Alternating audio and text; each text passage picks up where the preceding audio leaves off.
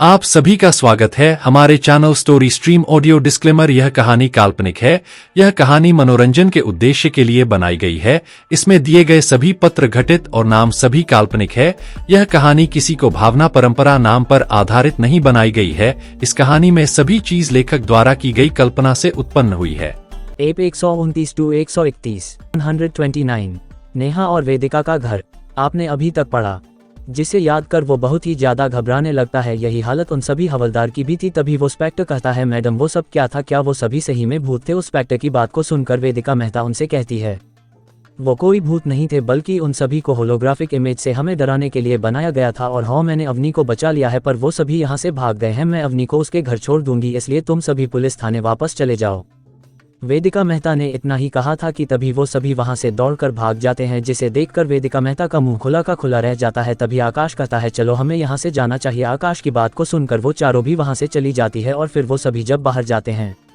अब आगे बाहर जाने के बाद वो सभी देखते हैं कि उनके सामने एक ब्लैक कलर की कार है। तभी आकाश कहता है, नेहा तुम्हारे कार में पेट्रोल नहीं है, इसलिए मैंने कार मंगा ली। तुम सभी मेरे साथ चलो, मैं तुम तीनों को तुम्हारे घर छोड़ दूंगा। आकाश की बात को सुनकर वो तीनों कार के अंदर बैठ जाते हैं, जिसके बाद आकाश कार में बैठता है और फिर वो कार को चालू करके नेहा और वेदिका मेहता के घर की तरफ कार को बढ़ा देता है। कुछ समय में ही कार उन दोनों के घर के पास पहुंच जाती है। आकाश कार को उनके विला के सामने रोक देता है, जिसके बाद वो दोनों कार से बाहर निकल जाते हैं। जब उनके विला का सिक्योरिटी गार्ड उन दोनों को देखता है तो गेट को खोल देता है और फिर वो दोनों आकाश को बाय कहकर विला के अंदर चले जाते हैं। उन दोनों के जाने के बाद आकाश कार को चालू करता है और सिंह विला की तरफ बढ़ा देता है। इधर वेदिका मेहता और नेहा मेहता के मॉम डैड घर में ही थे और उन्होंने उन दोनों को आकाश के कार से आता हुआ देख लिया था। जब वो दोनों बहनें घर के अंदर जाती है तो देखती है कि उनके मॉम डैड हॉल में ही बैठे हुए थे और फिर वो दोनों जाकर उनके पास ही बैठ जाते हैं। तभी उनकी मॉम उनसे कहती है, नेहा और वेदिका वो कौन था जिसके साथ तुम दोनों आई थी? अपनी मॉम की बात को सुनकर दोनों बहुत ही ज्यादा चौंक जाते हैं। तभी नेहा कहती है, मॉम वो मेरे यूनिवर्सिटी में एक स्टूडेंट है। तभी उनकी माँ कहती है, उस लड़के की कार से मैं बता सकती हूँ कि वो किसी अमीर फैमिली से आता है, तो कहीं तुम दोनों में से एक उसे पसंद तो नहीं करते हो? अपनी मॉम की बात को सुनकर उन दोनों के गाल शर्म से लाल हो जाती है। तभी उनकी मॉम कहती है, तुम में से कोई भी ऐसे लड़के के प्यार में मत पड़ना, क्योंकि अमीर परिवारों के बच्चे अपने दम में कुछ भी नहीं कर सकते हैं और वो बहुत ही ज्यादा बिगड़े हुए होते हैं। वो तुम लोगों का फायदा उठाकर छोड़ देगा। तभी नेहा कहती है, मॉम वो ऐसा नहीं है। जिस पर नेहा की मॉम उससे कहती है, तुम कैसे कह सकती हो कि वो वैसा नहीं है? तभी नेहा कहती है, मॉम मैं ऐसा इसलिए कह रही हूँ क्योंकि वो हमारी आर्मी सबसे कम उम्र का ब्रिगेडियर जनरल है और उसी के साथ रहने के लिए मुझे यहाँ पर भेजा गया है। और साथ ही उसने अपने दम पर एक कंपनी भी बनाया है जिसका नाम एबी ग्रुप ऑफ कंपनी है। नेहा की बात को सुनकर उसके मॉम डैड बहुत ही ज्यादा शॉक्ड हो जाते हैं। तभी नेहा के डैड कहते हैं, कहीं वो सुनील सिंह का बेटा तो नहीं है जिसे संजय चौधरी और कुछ लोगों ने गलत केस में फंसाया था और तुम उसे छुड़ाने के लिए गई थी?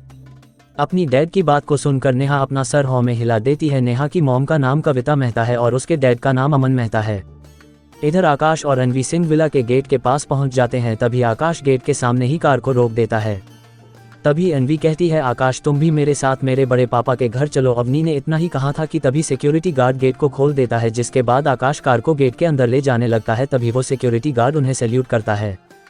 जब कार विला के दरवाजे के सामने आ जाती है तो आकाश कार को रोक देता है, जिसके आकाश और अवनी कार से बाहर निकलते हैं। तभी एक मेड उनके कार के पास आती है और आकाश को कहती है, छोटे मालिक आप आ गए हैं। उस मेड की बात को सुनकर अवनी बहुत ही ज्यादा शॉक्ड हो जाती है। तभी आकाश अपने सर को हाँ में हिलाता है और विला के अंदर जाने लगता है। तभी उस मेड की नज़र अवनी पर पड़ती है। तभी वो कहती है, मिस अवनी आप भी आ गई है। मालिक और मालकिन आपकी बहुत ही ज़्यादा चिंता कर रहे थे क्योंकि आप अभी तक घर नहीं आई थी।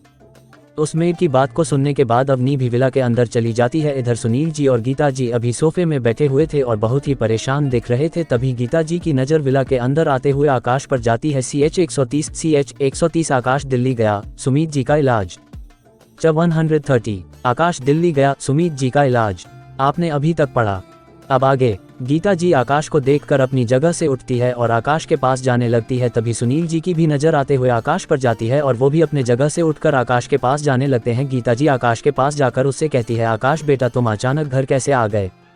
गीता जी ने इतना ही कहा था कि तभी गीता जी और सुनील जी की नज़र अवनी पर जाती है। तभी सुनील जी अवनी से कहते हैं, अवनी मैंने तुम्हें लाने के लिए ड्राइवर को भेजा था पर तुम एयरपोर्ट में नहीं मिली। तुम कहाँ चली गई थी? हमें तुम्हारी बहुत ही ज्यादा फिक्र हो रही थी। तभी आकाश कहता है, डैड अवनी किडनैप हो गई थी, उसे CP वेदिका मेहता ने बचाया है। और मैं उससे रास्ते में मिला था इसलिए उसने अवनी को मेरे साथ भेज दिया। आकाश की बात को सुनकर अवनी बहुत ही ज़्यादा हैरान हो जाती है। वो उस समय के बारे में सोच रही थी कि कैसे आकाश ने उसे बचाया था। तभी अवनी कहता है, हाँ बड़े पापा, यही हुआ था। जब मैं एयरपोर्ट आई थी तो मैंने ड्राइवर को नहीं देखा, इसलिए मैं टैक्सी लेकर घर आने के बारे में सोचकर एयरपोर्ट से बाहर आ गई। लेकिन तभी कुछ लोगों ने मुझे किडनैप कर लिया और वो मुझे मारने ही वाले थे कि तभी CP वेदिका मेहता वहां आ गई और उन्होंने मुझे बचा लिया।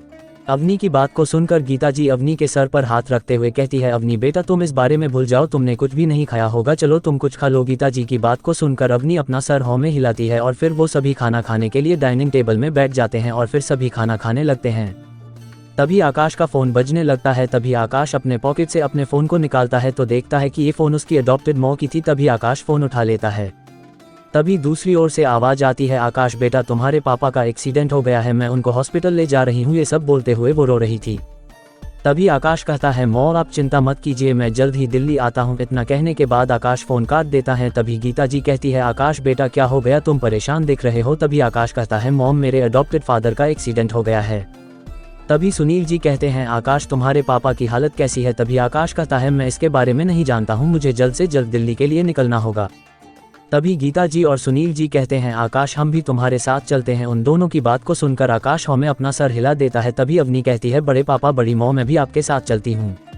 जिस पर वो दोनों अपना सर हाँ में हिला देते हैं और फिर वो सभी एयरपोर्ट की तरफ निकल जाते हैं और फिर वो सभी प्राइवेट प्लेन में बैठकर दिल्ली के लिए निकल जाते हैं। कुछ घंटे बाद वो सभी दिल्ली पहुँच जाते हैं। एयरपोर्ट में उन्हें लेने के लिए कुछ लोग आए थे, जिसके बाद वो सभी कार में बैठकर हॉस्पिटल की ओर चले जाते हैं। कुछ देर में वो सभी हॉस्पिटल में चले जाते हैं और फिर आकाश रिसेप्शन में जाकर कहती है, सुमीत सिंह कौन से वार्ड में एडमिट है, जिस पर वो रिसेप्शनिस्ट आकाश को रूम नंबर बता देती है और फिर वो सभी उस रूम में चले जाते हैं। जब माधवी जी आकाश को देखती है तो वो आकाश के पास आ जाती है और उससे कहती है, आकाश बेटा देखो ना, तुम्हारे पापा का किसी ने एक्सीडेंट कर दिया है और उनकी कई हड्डियां भी टूट गई है। तभी आकाश अपने पापा के पास जाता है और उसे पता चलता है कि सुमीत जी के पैर की हड्डी और पसलियां टूट गई है। तभी आकाश अपने पॉकेट में हाथ डालता है और अपने स्टोरेज रिंग से एक गोली निकालकर सुमीत जी के मुंह में डाल देता है। जब वो गोली सुमीत जी के मुंह में जाती है तो तुरंत ही घुल जाती है और फिर तुरंत सुमीत जी की हड्डियां जुड़ने लगती है और फिर सुमीत जी के चोट भी ठीक होने लगते हैं। CH131 आकाश वापस अपने घर गया। 131 आकाश वापस अपने घर गया। आपने अभी तक पढ़ा। अब आगे। सुमीत जी की चोट को ठीक होते हुए देखकर वही खड़ी हुई नर्स बहुत ही ज्यादा हैरान हो जाती है और उस कमरे से बाहर आकर डॉक्टर को बताने के लिए चली जाती है। सुमीत जी की चोट को ठीक होता हुआ देखकर माधवी जी और अवनी बहुत ही ज्यादा हैरान हो जाती है। सुनील और गीता जी ने तो ये सब पहले ही देख लिया था, इसलिए उन दोनों को ज्यादा फर्क नहीं पड़ता है। जब सुमीत जी पूरी तरह से ठीक हो जाते हैं तो उन्हें होश आने लगता है। ये देखकर माधवी जी उनके पास चली जाती है। तभी सुमीत जी होश में आकर माधवी से कहते हैं, मैं अभी कहाँ हूँ। तभी आकाश कहता है, पापा आप अभी हॉस्पिटल में हैं और जल्द ही आप डिस्चार्ज हो जाएंगे। तभी उस रूम में एक डॉक्टर और वो नर्स आ जाते हैं और फिर डॉक्टर सीधे सुमीत जी के पास जाते हैं और उनको पूरी तरह से ठीक देखकर वो बहुत ही ज्यादा हैरान हो जाते हैं। तभी वो नर्स आकाश की तरफ इशारा करते हुए कहती है, डॉक्टर राय यही वह लड़का है जिसने पेशेंट को वो गोली खिलाई थी जिससे पेशेंट पूरी तरह से ठीक हो गए हैं। नर्स की बात को सुनकर डॉक्टर आकाश की तरफ देखते हैं और वो डॉक्टर आकाश को देखकर बहुत ही ज्यादा हैरान हो जाते हैं और अपने मन में कहते हैं, ये तो एक कॉलेज का स्टूडेंट होगा, लेकिन इसने पेशेंट को ठीक कैसे कर दिया।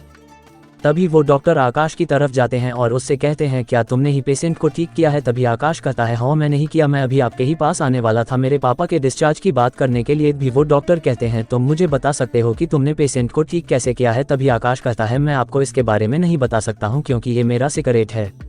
आकाश की बात को सुनकर वो डॉक्टर आकाश से इसके बारे में और कुछ भी नहीं पूछते हैं और आकाश से कहते हैं, ठीक है मैं तुम्हारे पापा को डिस्चार्ज दे देता हूँ, तुम कुछ देर बाद अपने पापा को अपने साथ ले जाना। इतना कहकर वो डॉक्टर वहां से चले जाते हैं। उनके साथ वो नर्स भी चली जाती है। तभी नर्स कहती है, डॉक्टर हमें पेशेंट के बॉडी की जांच करवा लेना चाहिए। तभी वो डॉक्टर कहते हैं, इसकी कोई भी जरूरत नहीं है क्योंकि मैं उस लड़के के बारे में जान गया हूँ। वो मुंबई का दिव्य डॉक्टर AR है, क्योंकि डॉक्टर AR अभी बहुत ही ज्यादा छोटे हैं और साथ ही वो बीमारों को बहुत ही जल्द ठीक कर देते हैं।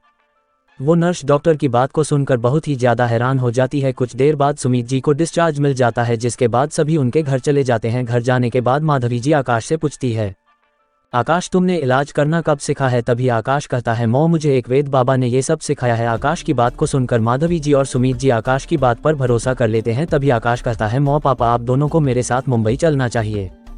आकाश की बात को सुनकर माधवी जी कहती है, आकाश बेटा हम मुंबई जाकर क्या करेंगे, वैसे भी हमारा यहीं पर मन लगता है। अपनी माँ की बात को सुनकर आकाश उनसे जाने के लिए कुछ भी नहीं कहता है। तभी माधवी जी कहती है, सुनील और गीता जी अभी रात हो गई है, इसलिए आप दोनों को सो जाना चाहिए। और फिर माधवी जी आकाश और अन्वी से कहती है, तुम दोनों भी अब सो जाओ, रात बहुत ही ज्यादा हो गई है। माधवी जी की बात को सुनकर सभी सो जाते हैं और फिर माधवी जी और सुमित जी भी सो जाते हैं। अगली सुबह सभी उठकर बात कर रहे थे, तभी माधवी जी कहती है, आकाश बेटा आज तुम्हारा मैच है, इसलिए तुम्हें जल्द से जल्द मुंबई के लिए निकल जाना चाहिए। अपनी माँ की बात को सुनकर आकाश कहता है, ठीक है मॉम, मैं जल्द ही आपसे फिर से मिलने के लिए आऊँगा, अब मैं मुंबई के लिए निकलता हूँ। और फिर आकाश अपने मॉम और पापा सुनील और गीता जी की तरफ देखता है। तभी सुनील जी कहते हैं, आकाश बेटा तुम मुंबई के लिए निकलो, हम यहाँ आ ही गए हैं तो हम यहाँ की कंपनी को देख कर आएंगे। अब आगे क्या होगा, राइज ऑफ मॉर्टल सिस्टम। तो रीडर्स आपको को क्या लगता है क्या होगा इस नॉवल में आगे, ये जानने के लिए पढ़ते रहिए कि अगले चैप्टर सिर्फ और सिर्फ पॉकेट नॉवल ऐप पर। और हाँ, अगर चैप्टर पसंद आया हो तो लाइक और कमेंट जरूर कर देना, इससे मुझे भी अगले चैप्टर्स को लिखने में मज़ा आता है। अभी के लिए इतना ही, बाकी का आप लोगों का नेक्स्ट चैप्टर में मिलेगा। तब तक के लिए बने रहिए हमारे साथ और चैनल ज्वाइन कर लीजिए दोस्तों।